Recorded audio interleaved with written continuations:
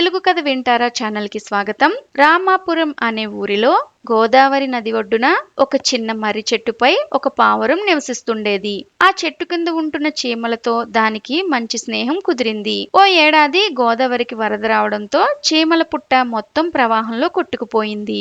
ఆహారం తేవడానికి వెళ్లి అప్పుడే ఇంటికి వచ్చిన తల్లి చీమ నీటిలో కొట్టుకుపోతున్న పిల్లలను చూసి గుండెలవిసేలా ఏడ్చింది. చీమ కష్టాన్ని చూసిన పావురం రివ్వున ఎగిరి ఒక ఆకును కోసి నీటిలో కొట్టుకుపోతున్న పిల్ల చీమల దగ్గర వేసింది. ఆ ఆకుపైకి ఎక్కిన చీమలు తమ ప్రాణాన్ని కాపాడుకున్నాయి. ఇది గడిచిన కొన్ని రోజులకు పక్షులను వేటాడుతూ వస్తున్న వేటగాడు చీమ కంట పడ్డాడు. చెట్టుపై ఉన్న పావురాన్ని చూసి వేటగాడు దానికి విల్లు ఎక్కుపెట్టాడు. చీమ ఎంత పిలిచినా పావురానికి వినిపించలేదు.